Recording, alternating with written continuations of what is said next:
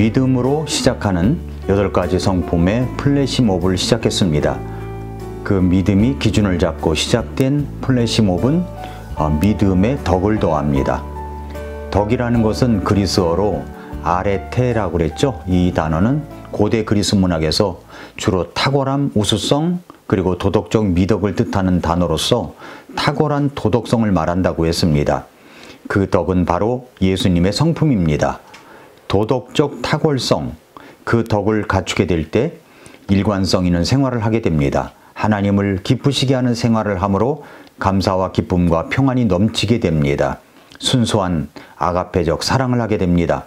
믿음과 하모니를 이루어 아름다운 화음으로 듣는 사람들에게 기쁨과 행복을 가져다 줍니다. 믿음과 덕을 더했습니다. 이제 이 시간은 8가지 성품 개발, 연주로 치자면 플래시몹의 믿음의 덕을 덕의 지식을 더했습니다. 우리가 구원받은 그리스도인으로서 성공적인 인생을 살려면 인격 개발, 성품 개발을 해야 합니다. 믿음의 덕을 더합니다. 덕의 지식을 더합니다. 이 더하다라는 단어를 다시 생각해 보면 영어로 add인데 그리스어로는 에피코레게오라고 그랬습니다. 에피코레게오. 예, 이 더하다, 보태다, 합치다, 합청하다 이런 뜻이 담겨져 있습니다. 그래서 이 8가지 성품은 뭐라고 얘기했냐면은 마치 복사중창, 팔중창과 같고 플래시몹을 하는 것과 같다고 말씀을 드렸었습니다. 이 인격적 자질들 하나하나를 더해갈 때 아름다운 하모니로 아름다운 성품의 소유자로 연주되게 할 것입니다. 베드로후서 1장 5절부터 7절은 8가지 성품, 8가지 인격을 말합니다. 믿음의 덕을, 덕의 지식을, 지식의 절제를, 절제의 인내를, 인내의 하나님의 성품을, 하나님의 성품의 형제에 대한 친절을, 형제에 대한 친절의 사랑을 더하라, 더하라, 연주하라 말씀했습니다. 자, 이제 덕의 지식을 더할 차례입니다. 지식. 자, 이 지식은 무엇을 말하는 것입니까? 이 지식이란 영어로 knowledge, 원어로는 그노시스라고 합니다. 그노시스. 단순히 머리로 아는 지식, 이 정보적 지식을 넘어서 경험적이고 관계적인 지식을 포함하는 겁니다. 체험적으로 아는 지식을 말하는 겁니다. 이 그노시스 지식은 믿음을 더한 후에 생기는 지식을 가리킵니다. 단순한 인간적 지식을 말하는 것이 아니라 도덕적이고 영적인 분별력을 포함한 지식을 말하는 것이다 라는 말입니다. 이 지식은 의에 대한 굶주림, 하나님에 대해 알고자 하는 영적인 굶주림이라는 뜻이 포함되어 있습니다. 그렇다면 이 지식, 영적인 의에 대한 굶주림, 영적인 갈망이 결여되어 있으면 어떤 삶을 살게 될까요? 첫째로 영적 지식에 대한 갈망, 하나님을 체험적으로 알아가는 지식이 없게 되면 하나님의 견지에서 보는 삶의 가치관을 갖는 것이 아니라 세상적이고 일시적인 가치관을 갖게 된다는 겁니다. 하나님에 대한 지식이 없으면 이 관이 형성되지 않습니다.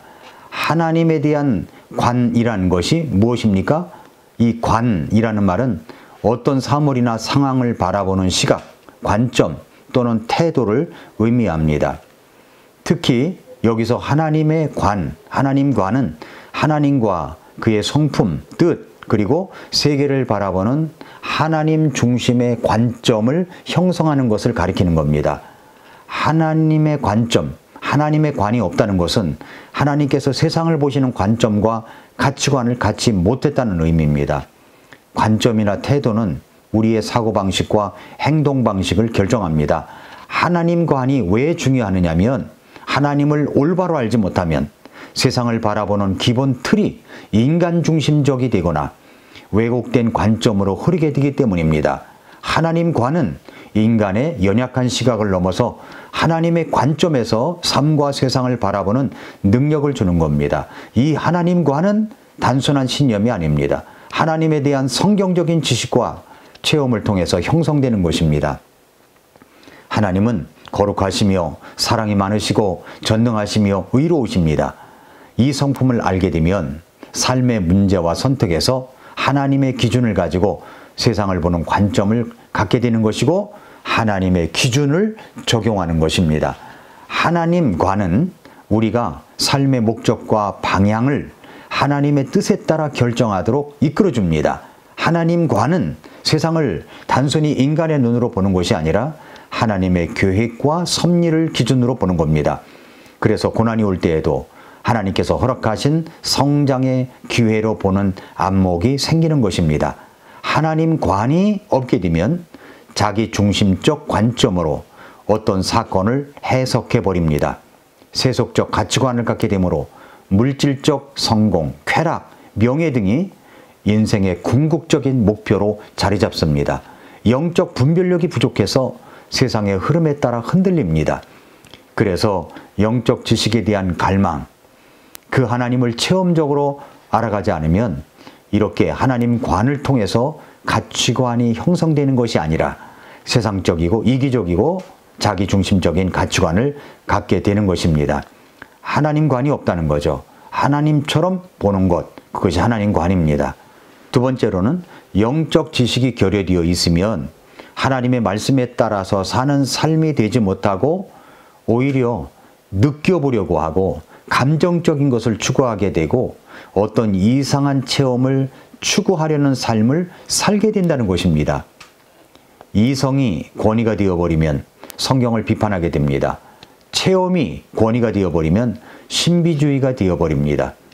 유전이 권위가 되어버리면 형식주의가 되어버립니다. 천주교처럼 말입니다.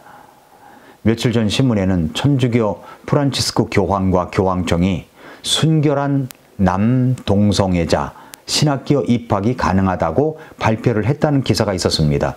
제목이 이상하지 않습니까? 동성애자인데 순결하다고요? 영적 지식도 없고 성경도 모르는 엉터리 교황입니다.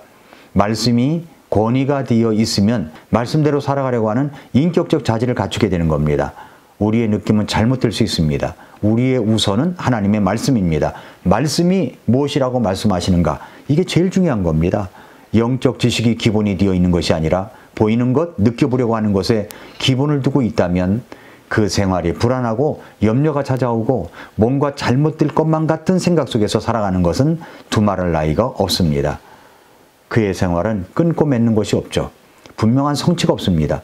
느낌으로 사니까 이것도 하고 저것도 하다 보니까 어떤 맺음이 없게 됩니다. 그러니까 신비적인 집회에 가는 것입니다. 이상한 것을 추구하는 것입니다. 이상한 언어를 그렇게 추구하는 것입니다. 세 번째로 영적 지식이 결여되어 있으면 우선순위가 올바로 세워져 있지 못합니다. 영적 지식이 없으면 우선순위가 바로 세워지지 않습니다. 성경만이 우리 최고의 권위입니다. 그런데 영적 지식이 없으면 느껴보려고만 하게 된다는 거죠.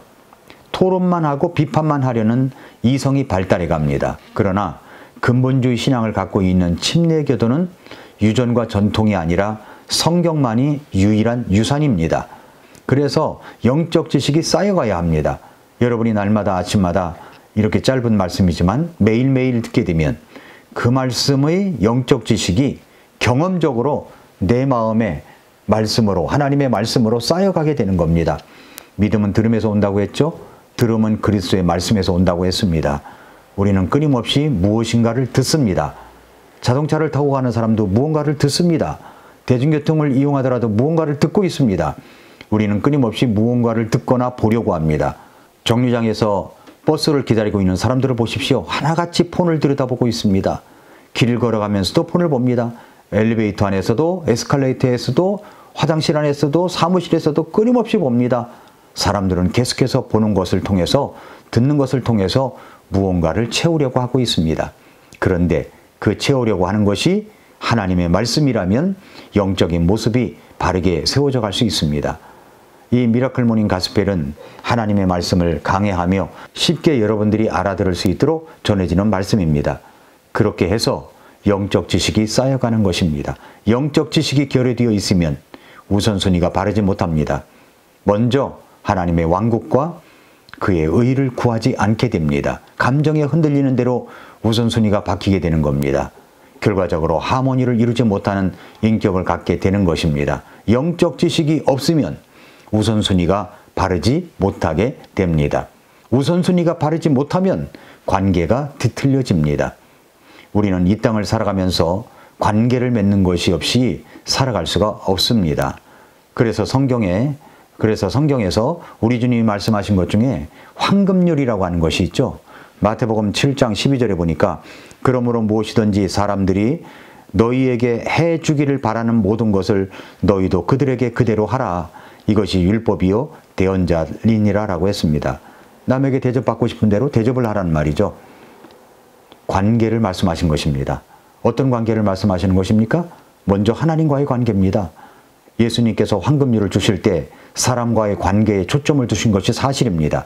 그러나 그 기초에 먼저 하나님과의 관계가 우선되어 있어야 된다는 것을 알아야 됩니다. 성경 전체의 문맥과 예수님의 말씀의 전체 문맥으로 볼 때 가장 중요한 관계는 하나님과의 관계임을 기억해야 됩니다. 예수님은 구약의 전체 계명을 두 가지로 요약하실 때 첫째 되는 계명을 하나님 사랑에 두셨습니다. 마태복음 22장 37절 38절에 보면 예수님께서 그에게 이르시되 너는 네 마음을 다하고 혼을 다하고 생각을 다하여 주 네 하나님을 사랑하라. 이것이 첫째가 하는 큰 명령이라고 그랬습니다. 명령. 우리가 영적 지식을 갖추어 갈 때 하나님과의 관계에 우선순위를 두게 됩니다. 하나님과의 관계가 바르게 되었을 때 모든 관계가 바르게 질서를 잡게 됩니다. 그런 까닭에 우리 주님께서 계속해서 우선순위를 강조하신 것입니다. 마태복음 6장 33절에서 오히려 너희는 첫째로 하나님의 왕국과 그분의 의를 구하라. 그러면 이 모든 것을 너희에게 더하시리라 말씀을 하셨습니다. 지나온 삶을 돌이켜볼 때 별로 자랑할 것도 없지만 만약 제가 예수님을 만나지 못했다면, 그래서 구원을 받지 못했다면 제 인생은 정말 비참한 인생이었을 것입니다. 자랑할 것도 없으면서 오만한 인간이 되었을 것입니다. 그러나 하나님을 만나고 예수님을 만나 구원을 받고 예수님을 따라가며 예수님의 인격을 배우는 영적 지식을 갖추어 가는 것 때문에 아직도 부족한 것 투성이지만 그래도 이 정도라도 살아가고 있습니다. 하나님께 감사드립니다. 성도 여러분, 만약에 여러분이 영적 지식을 갖추어 가고 있지 않다면 예배에 대한 열정과 생각이 바뀌어 갑니다. 내가 어떤 일이 있어도 예배를 꼭 드려야겠다는 마음이 식어져 갑니다. 그러나 영적 지식이 쌓여가면 쌓여갈수록 예배에 대한 바른 자세가 됩니다. 예배는 소중한 것입니다. 예배당에 앉아 바른 자세와 태도로 예배를 드리며 말씀을 듣는 것은 대단히 중요한 것입니다. 그러나 영적 지식의 소중성을 모르면 예배 시간도 산만한 행동을 하게 되는 겁니다. 자주 들락거리죠. 딴짓을 합니다. 생각이 엉뚱한 데가 있습니다.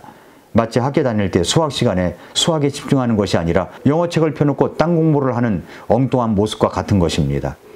우리가 영적 지식을 갖추어가면 하나님과의 관계뿐만 아니라 자신과의 관계, 이웃과의 관계를 어떻게 지혜롭게 해나갈 것인가에 대한 것도 배울 수 있게 되는 것입니다. 에리 프롬은 사랑의 기술에서 사랑에서 중요한 것이 기술임을 강조했습니다. 성경도 우리에게 기술의 중요성을 강조하고 있습니다. 전도서 10장 10절에서 쇠가 무뎌졌는데도 사람이 나를 갈지 아니하면 그가 반드시 더 많은 힘을 들여야 하거니와 지혜는 지도하는 일에 유익하니라 라고 했습니다. 영적 지식은 지혜와 같은 것입니다. 그것이 영적 기술이 되는 겁니다. 지혜가 없으면 무딘 연장으로 어떤 것을 해보려고 하는 사람과 똑같습니다. 에너지만 더 낭비될 뿐입니다. 무딘 연장을 가는 것은 영적 지식을 갖춰가는 것을 말합니다. 성도 여러분, 성공적인 삶을 살아가려면 성품 개발, 인격이 개발되어야 합니다. 그 8가지 자질 중에 믿음의 덕을, 그리고 그 덕의 지식을, 그 영적 지식을 더해 가야 합니다. 그렇게 될 때 아름다운 하모니로 성품의 인격 연주가 될 수 있을 것이며, 그래서 예수님의 아름다운 모습을 나타낼 수가 있게 될 것입니다. 오늘도 미라클 모닝입니다.